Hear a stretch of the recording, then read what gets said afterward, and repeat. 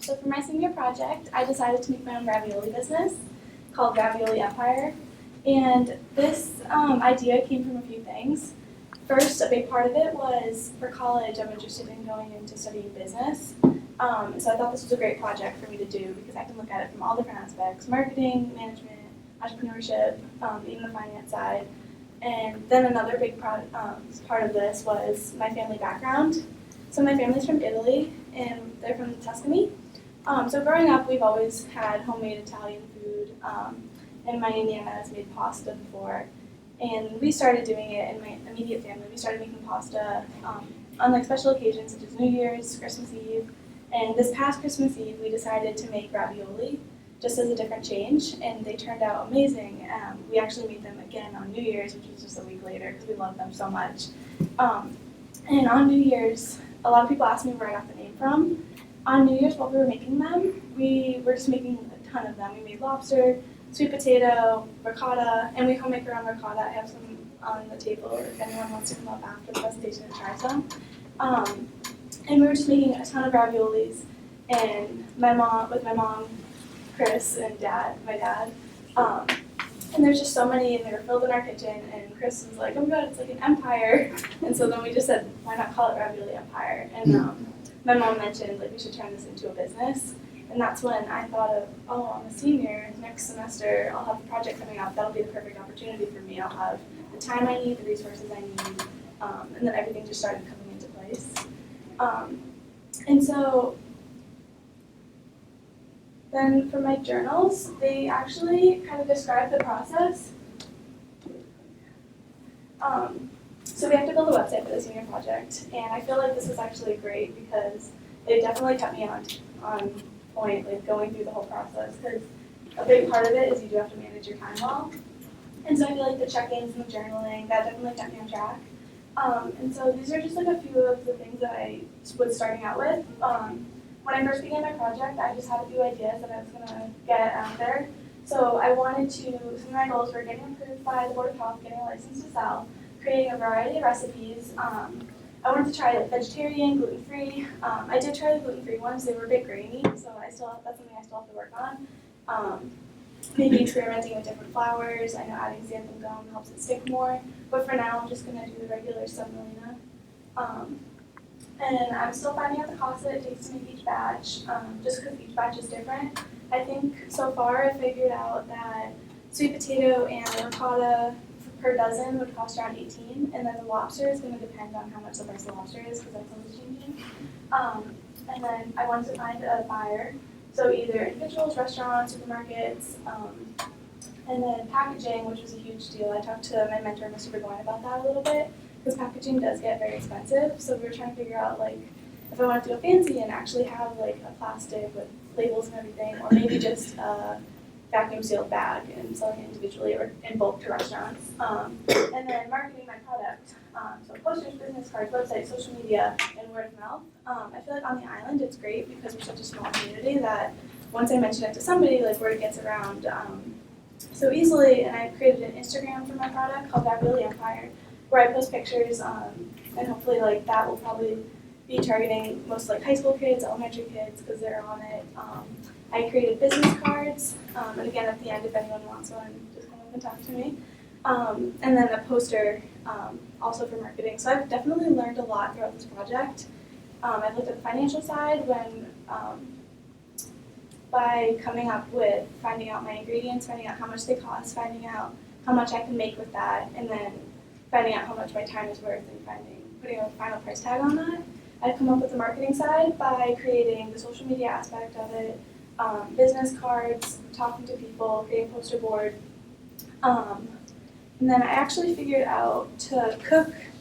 So I figured out the dough part. So the ingredients to make the dough, I use 4 eggs, a teaspoon of olive oil, 2 teaspoons of water, and then I mess around with the cups of semolina and some salt.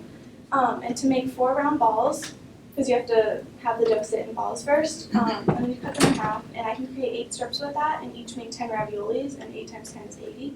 So I can get 80 raviolis out of the dough. It's just the filling that I still have to figure out. And then yeah, the whole process for me has been really interesting. There has been times when the dough hasn't come out the way I'd like it to, and honestly, every time I make it, even now, it definitely comes out differently. But that's how you know the pasta's homemade. I mean, it's gonna taste different every time. It's gonna be different sizes. Because I use a KitchenAid, and once it goes through the machine, I grab it with my hands and throw it on the pan, and just keep grabbing it because it'll just keep coming out in long strips. And so the part that I've learned from doing the senior project is definitely managing my time, which I feel like is great in college because you're going to get big assignments like these when you have a month to do something or 2 months to do something, and you're like, oh, I don't know to do this, whatever, I'll just throw it on the table. But like this definitely is a wake-up call for me, like, okay, I have a deadline, yes, it's a long time, yes, I could be outside doing other stuff, but it really kept me on track, which I feel like is great preparation for college. And then, like the marketing skills I've mentioned, just getting the product out there, I did find it easier because we are on a small community. So talking to people, I know a lot of people on the island just through clubs and activities I do. And then the entrepreneurship side is really just like making your own product and finding everything that goes into that was definitely a learning experience for me. And I also learned that not everything goes as planned, like I mentioned with the dough. Like sometimes it comes out too hard, sometimes it comes out too soft. You really just have to play around with it, and I just learned how just to go with it. And then throughout my research, I also learned that owning your business is a lot of work, and it has to come with a passion. Because if I didn't want to be doing this, I wouldn't do it. Like it would be very hard for me to use my time period to work on this instead of say going to the beach or watching Netflix, or like you have to be invested in your product. Or it's just going to fall apart. And there is a lot of risk involved. So I'm deciding whether or not to, because my next step would be, in order to sell, I have to find a commercial kitchen. And that might involve renting one. And I'm also at the same time trying to save for college, so it's kind of a big risk. Like, do I go for this and save for college? Do I hold off on this? So there is that risk factor involved, and also I don't know exactly who my buyer would be yet. I definitely have a few ideas in mind, but I'm not sure, so nothing is guaranteed. And then qualities one must possess to succeed includes good work ethic, determination, flexibility, because I definitely have to be flexible with my time. What I've learned too is I only have 2 periods and 1 a day. So it's hard to go home and make the ravioli. So sometimes what I've been doing is using my time period to do homework so that when I get home, I have the time instead. So it's kind of like you learn how to be flexible and how to be innovative. Because we only had the ricotta ingredient, and then we were like, okay, let's see what else we could make. Like lobster, we're on an island, like fresh lobster, sweet potato, maybe for vegan options, and to spice it up, like we added nutmeg into the sweet potato, we added some herbs into the ricotta. Right now I'm kind of thinking maybe I'll go down the road of making a pierogi, there's like some other sort of potato. But yeah, all at the core of a business model, I had to address the question of how can I sustainably deliver a great product to my customers? And I feel like that's really by I have to find a product that works for me and the customers, something that I can make that's not going to be, it's going to be good quality, but it's not going to be crazy expensive for people to buy. Like I do buy organic milk. At first I was using Mermaid Farms milk, but that got very expensive. So now I just use the organic milk, and actually 1 gallon of organic milk only makes like this much cheese, so it's kind of interesting to see. Once we're straining it, it's like that whole gallon in the pot, it's going through the strainer and it's just all pouring out and it makes that. So with the Mermaid Farm, it was definitely interesting to see like, oh wow, you're spending so much on milk and it's just all going. So I found that just using organic milk works definitely better. But I still want to incorporate that local aspect to it, so I'm going to have to find a way. Maybe I recently started working at Vineyard Garden, so maybe I can get some basil or some herbs like lavender and maybe put that in the ricotta, and that could be the local aspect of it. But I'm still definitely figuring a lot of things out. And yeah, I think that's it. Does anyone have questions? Yes. I make my own ricotta and stuff, and homemade pasta actually. Oh, awesome. Do you find that temperature, humidity, or lack of humidity or anything affects your dough? Have you run into that problem as far as stretchiness, or it gets really tight because of the? Yeah. Because I do it in the wintertime and Mhm. it comes out different than when you do it Yeah, this time of year. definitely. So every time I make the dough, it comes out differently. Right when we make the dough, we put it in the KitchenAid and mix it, and then we kind of clump it into 4 balls, and then we do cover it with a cloth just so it stays like all the same temperature as the rest. Because if I do leave it out, it tends to get very dry. So once I remove it from the cloth, like it's kind of funny because the ricotta has to be going on the same time as the dough, so it can just work perfectly together. Because there's been a time when I took the dough out a little bit too early and I was waiting on the ricotta, and the dough was kind of cracking a little bit when I made it. So definitely, I feel like it matters whether if you leave your dough out or if it's covered or just like how long. Everything kind of has to be at the same time. And then I know for the cheese, making the ricotta has to heat up to 180 degrees and then turn the heat off. But yeah. How do you sew it together? What's your process for it? Pumping it. Yeah. So it might be easier to show in my pictures actually. Okay. I'm a food snob, so I'm into it. Yeah, so this is a good picture to show as an example for that. So these are the sweet potatoes. And once I have that long dough like this, I lay it down on the ground, or not on the ground, on the counter. And I put some water to moisten the dough. And then what I do is I just take this flap and I just slide it over. And there is some air in here that you have to get the air bubbles out. But once this is over, it really forms that ravioli shape. And then I just use a rolling pin and, a pizza oven. Oh, so it's not individual. You're doing the whole. You're doing Yeah. a dozen at a time, Yeah. something like that. And what did you say the price was gonna be for a dozen, or how many came for For a dozen? $18? Yeah, I think 18 for the sweet potato and the ricotta. But yeah, and then when I make the pasta, it goes through just as this, and I grab that and just throw it on the pan. But that's why I said they'd all be different sizes, because I never know when it's gonna go through. And did your packaging, or will your packaging have instructions on how to prepare it? So I actually wrote that up here.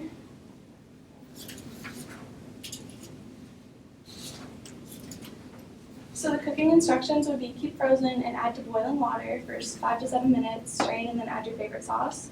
And for suggestions, like red sauce for cheese and ricotta raviolis, butternut squash or lobster bisque for lobster raviolis, and then an Alfredo sauce or cream sauce for sweet potato raviolis.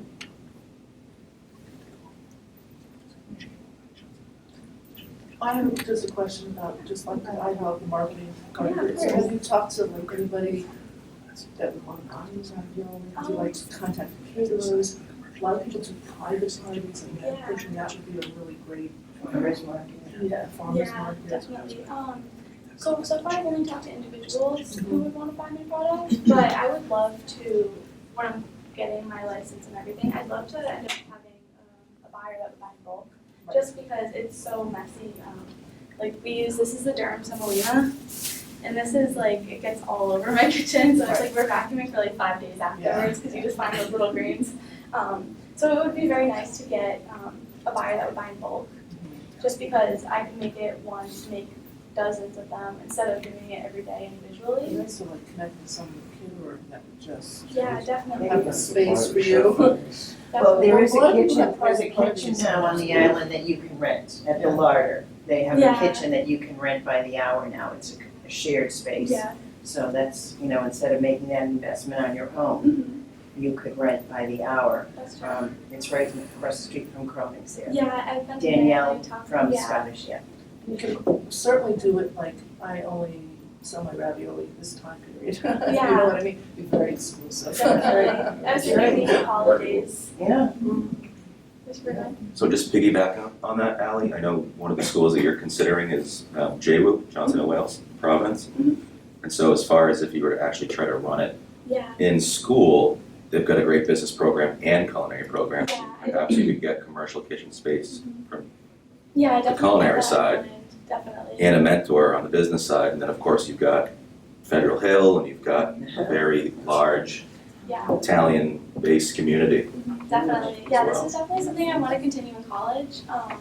Because especially, I felt like this was nice because a college that I definitely wanted to go to with Babson, they do a class which is very similar to the senior project where second half, or actually they do it first half of the year, it's called an FME course.